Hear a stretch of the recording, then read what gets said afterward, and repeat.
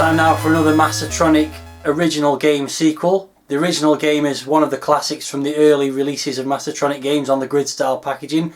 It's from the prolific Sean Southern, and the original game was Kikstart. This, of course, is Kikstart 2. Here we have the front cover of the game, which quite obviously says Kikstart 2 plus course designer, and we've got some guys on their motorbikes avoiding obstacles as befits the game. This is a second wave Mastertronic packaging, of course.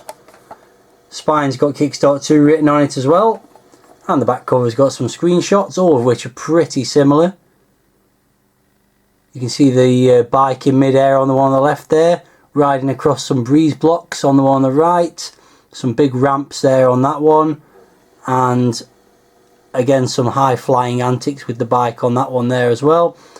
And it says there, ride your bike over the 24 all-action courses in this new improved version of Kikstart. Devise your own mind-bendingly torturous test with the course designer, or make things really easy. The choice is yours. Inside we've got the instructions, just a one page of them in a typically microscopic font. So I'll zoom in on that. Bit more of an introduction to the game. It tells you some of the obstacles, which include springboards, steps and picnic tables, wooden ramps, sand, pipes, brick walls, screen walls and gates, tyres, hedges and barrels, spikes and mud.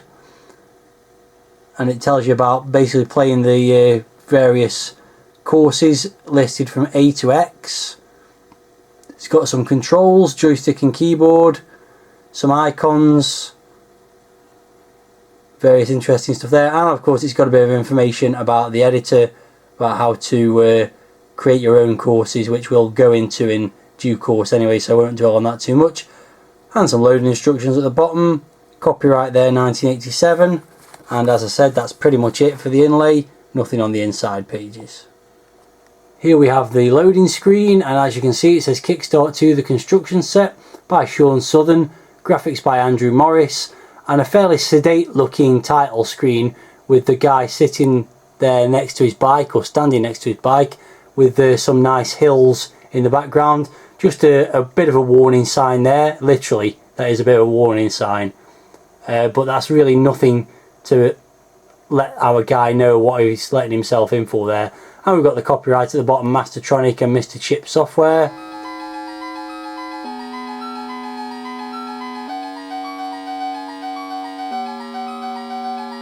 So here we have the title screen, as you can see, copyright 1987 Mr. Chip Software, programmed by Sean Southern and graphics by Andrew Morris, who were responsible for the original version of Kikstart as well. Lots of stuff scrolling across the top there under the Kikstart 2 logo. There's some options down at the bottom here. You can use the cursor keys to navigate through. There's start the game, I think that's high scores, yes it is, high scores, across the 20 odd courses. The editor, which we'll come to later, 1 or 2 player mode, obviously I'm going to play in 1 player, and you can also change the player names. I may as well do that while I'm there. And you can also type in the letters for the courses you want to play. As you can see at the moment you've 5 courses, A, B, C, D and E. So if I wanted to I could just pick basically a load of random letters on the keyboard like that. R, F, G, H and J, and then I press fire and the game starts. Well, I'm going to start with A, B. Sorry, let's do that again. Just play A over and over again if I want to. A, B, C, D and E. There we go. Start with those, and because they're some of the easier courses, let's get on with it. So I'm playing against the computer, and the gameplay is exactly the same as the original game. Graphics are slightly improved but still fairly similar. Oops, there I go already. So the idea is to navigate the various obstacles, some of which you have to drive over slowly, some of which you have to drive over more quickly, jump over ramps. You've got flames shooting in the air in this version of the game, so you've got to be kind of get your timing right as well. And it's just a case of trial and error to start with, to work out which things you can drive over slowly and which ones you can drive over quickly, which ones you need to pull a wheelie along and so on. Pressing the fire button allows you to do little bunny hops, jumping over holes in the ground and so on. You can also pull wheelies by pushing upwards.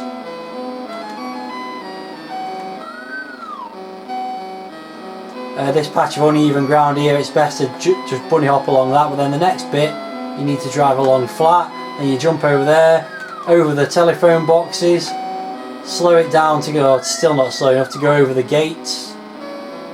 The brick's the most difficult one to work out, because sometimes you seem to be able to go over it quickly and other times you've got no chance. The log, you have to go over it as slow as possible, but the funny thing is the computer seems to be able to go over everything slightly faster than you. You've also got these sort of springboard things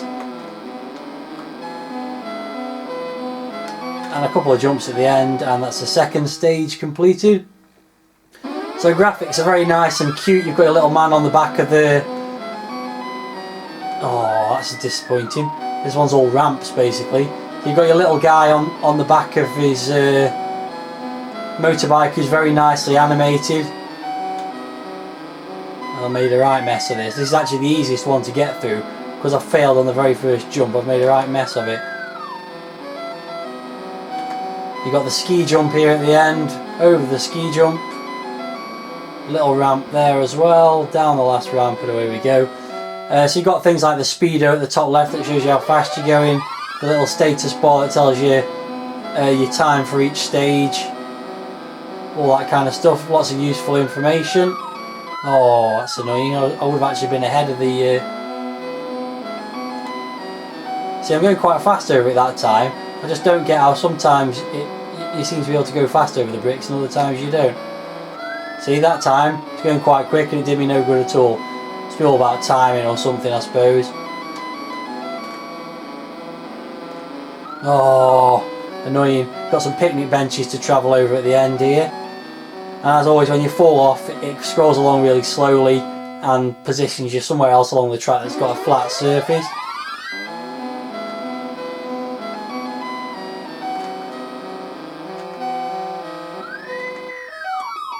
It's got to be something to do with the contact on the brick sections, I think. So you've got the Kikstart theme tune from the TV show playing in the background, and some nice motorbike noises as you speed up and slow down. These tyres, the little brown things I'm on at the moment, and again with those it seems like the computer can travel over them quite quickly and I can't, which is really quite annoying. Again, there's a strategy which you just have to learn for each stage. There we go again, for each kind of obstacle. And unsurprisingly the computer's pretty good at it, although it does still come off the bike occasionally. And that's it, basically. That's 5 stages played and it goes back to the title screen. Let's pick another 5 now, show you a bit of variety, pick some of the later ones. And okay, there we go. Let's have a look at these 5. You can't just press Z, which gives you a random selection of 5 tracks immediately. And as you can imagine, the higher ranking the track, the more tricky it gets to play.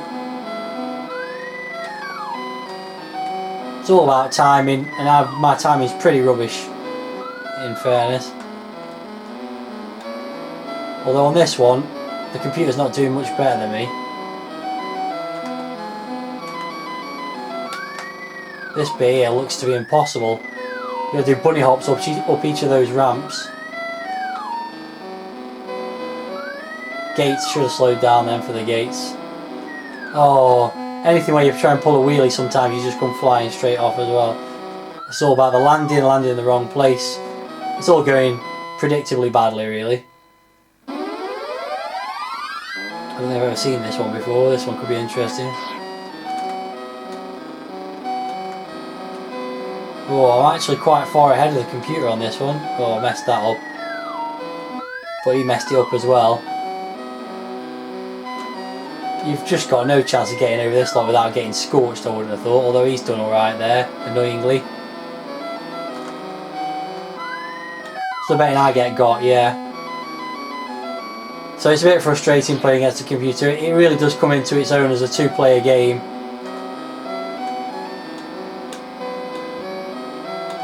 Sometimes I just have little moments where it all goes right, but it's kind of few and far between. Didn't finish far behind the computer that time at least.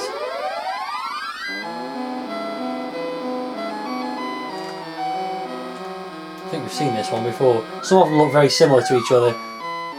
This one looks almost identical to one of the earlier. Yeah, this is the one with all the ramps in. Oh no, maybe not. Maybe it's a bit different later on. So you watch the computer speed up over the... Oh, I see. You can go fast over the tyres. It's if you go too slow you fall off. I suppose that makes sense if you're driving over tired. We really are neck and neck at the moment. He's going to beat me though. Oh, pulled too much of a wheelie going down the ski jump then. Annoying. See, as you can see, that some of the stages now are in snowy conditions. There are also some in night conditions. Not sure if I've picked one of those or not. Oh, that's annoying. So basically, yeah, it's a great little game, much like the first one. Very similar in many respects, slightly different obstacles to the first one. Oh, I did exactly the same as the computer there. Need to land on that springboard, really. Oh, disaster. Oh, he's just picked me again. That's so frustrating when you get so close.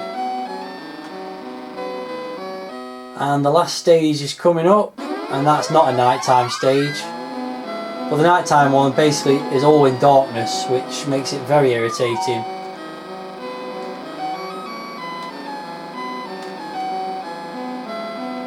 Got a chance here. I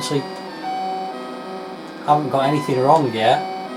This is going to get me. Oh, missed it.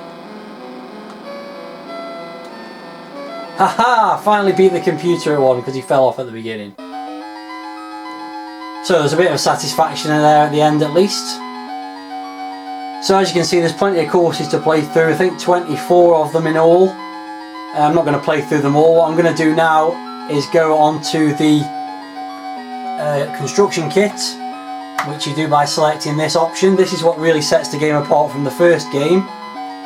So you start off with a completely empty screen. You can use the arrow keys to move backwards and forwards along the landscape to put objects in.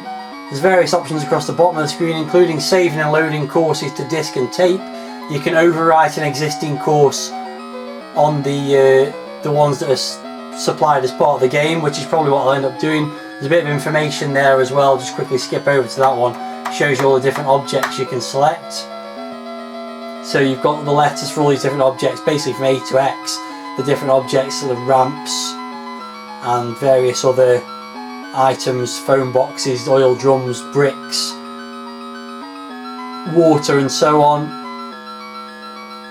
So basically if I press, what should happen now is if I position my cursor in an appropriate place and press A, I should get a ramp, and I can select the size of it, which you could just make it 2 for example, and then press enter and fire and it puts a ramp in. Then you move along, maybe put a bit of water in there, which I've got no idea what letter that was. Let's have a quick look again. W for water, makes sense. Put W in, water, put the length of it in 2, and there's a bit of water. You could then put something else in that I'll make up as I go along. So for example we could put, let's try and see what G is. G is some grass. Height, make it 1. Oh, that was already interesting. Okay, let's try some mud then.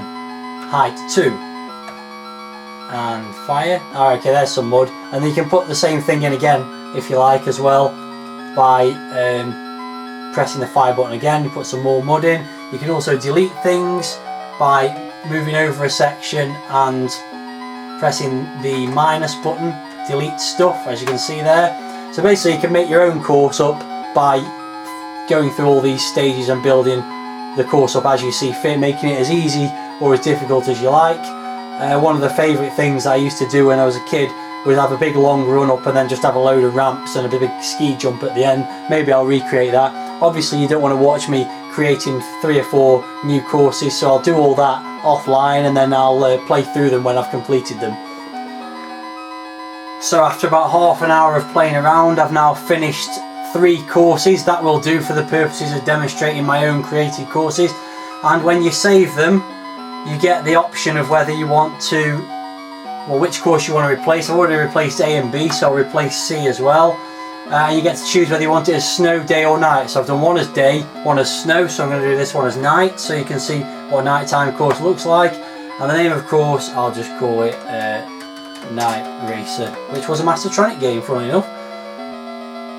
Okay, am I sure? Yes, I am. So now it's back to the main menu, and we'll go A, B, C, and then two other random ones. We'll just go U and I. Okay, so here we go. The first three of these courses are my homemade courses. Let's see how they turn out. This is the first time I've played any of them. You'll notice I do like jumps on my courses. Well, that one seems to have caught both of us unawares right from the beginning. So there's a section here where you've got to drive on the logs, which means going slow. Love a good ski jump as well. Yeah, and we both came off at that point as well. There were some steps to negotiate, which I didn't do a very good job of, it seems. Oh, that's a complete disaster. I didn't know how that was going to work with it. Oh, I'm going to have another chance to do it here though. Not sure how this is going to work with the two jumps. Oh, not very well is the answer. At least the computer's doing just as badly as I am pretty much, although it has still beat me, unsurprisingly. Oh dear.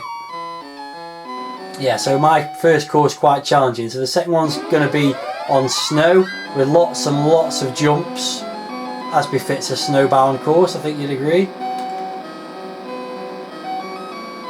Oh, I've misplaced the springboards again there.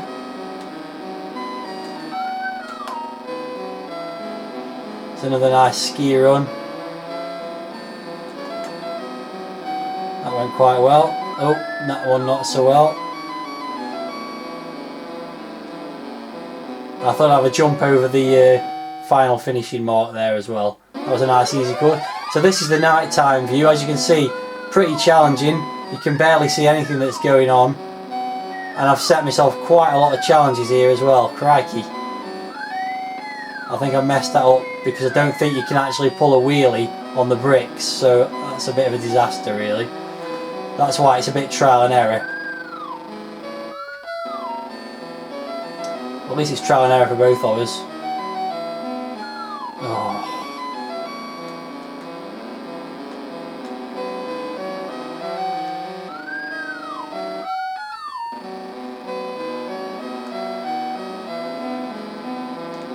Another ski jump just for good measure.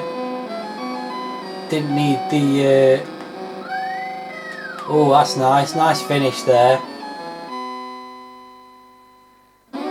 And then just to finish off, two computer design courses, which are probably a hell of a lot better than mine.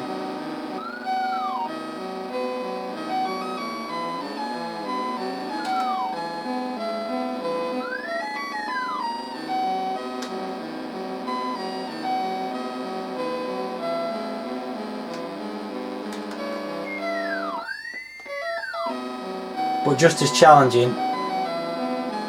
You'd assume that every course designed by the computer would actually be possible, but I'm dubious about that, to be perfectly honest.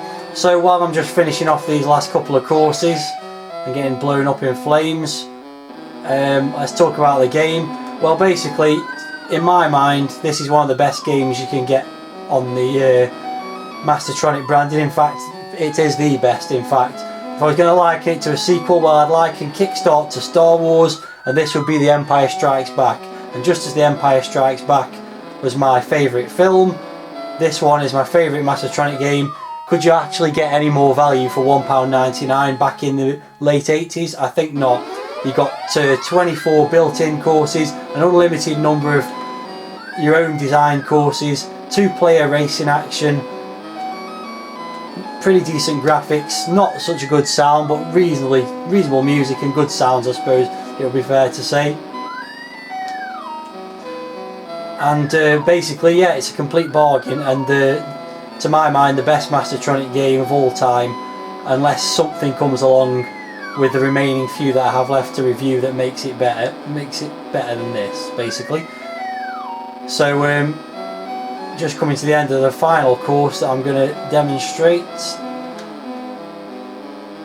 Let's see how it goes, and I've messed it up again.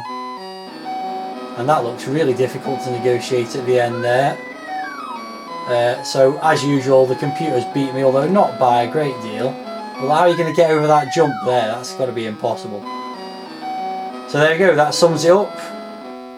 Plenty of courses watched. Quite a long video, but well worth it, I think, for what I consider, as I've already said, to be the best of all the Mastertronic 199 releases.